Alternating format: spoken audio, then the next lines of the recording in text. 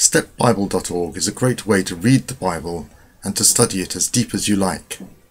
It is a quick, easy tool to find all the details behind the text. For example, the genealogies of Jesus in Matthew 1. One of the things Matthew wants us to notice is the unusual reference to women. Genealogies don't normally include women, and especially not women like these. But they are getting us ready for the most important woman at the end, Mary. When you compare the ESV with King James Version, you find some interesting differences. In the King James Version, the names of people are rather strange, because it translates the Greek version of the names. The ESV changes the names to the form we're more familiar with from the Old Testament. It's easy to see the exact differences using the compare function. Load both versions, then in options display as columns with compare, and all the differences are in blue. And you can add more versions like the NIV. The first version is compared with each in turn. There are lots of versions you can compare in STEP.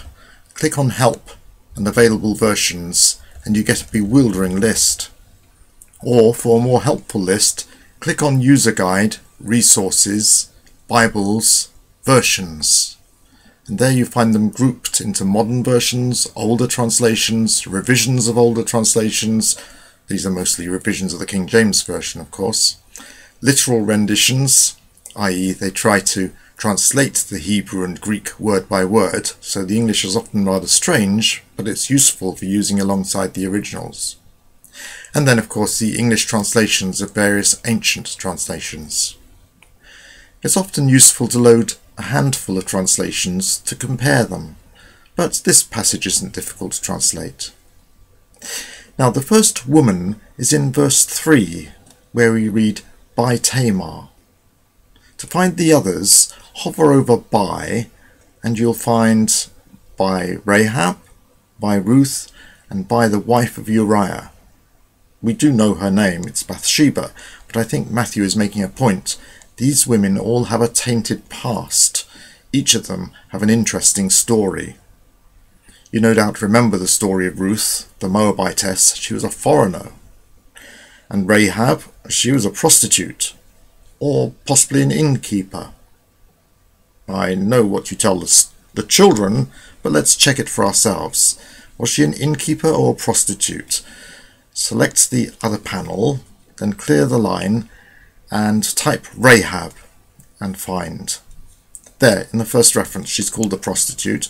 And let's just check the translation. So hover over it, and you'll see, oh yeah, this title is used again 3 times altogether. And you see what it means. It comes from the verb zanah, which is to fornicate. So, sorry, it's true. Now, you probably didn't hear the story of Tamar as a child. The story is too sad and too sordid. Where is it? Well, if you do a text search, you get too many results, partly because there are 2 women called Tamar. So let's save time and do a topic search instead. And there you are, you get the main references immediately. Matthew is talking about her children with Judah, so you want the first one. And the second one is a similarly sad and sordid story. Read them and weep. No wonder hardly anyone names their daughter Tamar. Let's bookmark these to read later. So click on each in turn, then open the bookmarks, and they are both there. So pin them, and then you can look at them later. Now go back to Matthew 1 with the bookmark that was automatically saved before. Because in Matthew, we have to notice there's another important woman, Mary. And to see what's remarkable about her, we have to look at the grammar. So click on Options, and then on Colour Code Grammar. We could turn on the detailed grammar, but we're looking for something quite obvious. So the colour code shows it up easily. There's blue for male, pink for females, and black for neutral, and bold for plural. So 14 generations is pink because a generation is a female noun, and it is bold because it's plural. Now look at what it says about Joseph and Mary in verse 16. Joseph, the husband of Mary, of whom was born Jesus. Now it says of whom, but who does it refer to? Joseph or Mary?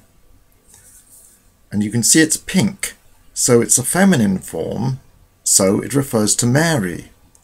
But this is in contrast to the Greek in all the others.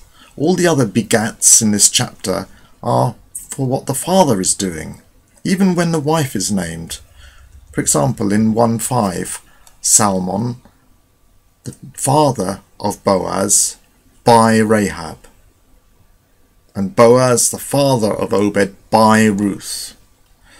The men are stated as the fathers of all the children in this genealogy until Jesus, where this feminine form stands out, proclaiming the virgin birth. Hey, when you find something as cool as this, it's worth sharing. So click on the thumbs up and you can share it immediately on Facebook or Google+, or send a quick tweet about it. This sends a link to the panel that you're sharing and sets up the panel in the way that you have it now. Or you might try the same thing in the ESV and you find it doesn't have colour coding. Well, it doesn't have it yet. We'll get round to it. In the meantime, you can encourage us to do it faster by voting for it. Click on the feedback and leave us a note. You can also report a bug or make a suggestion or just say, "Hi, thanks for everything." Or perhaps you have some time to offer us to help with checking data or doing programming or to help emailing Bible owners so that we can add more versions. It would be great to hear from you, whatever you have to say. Have fun.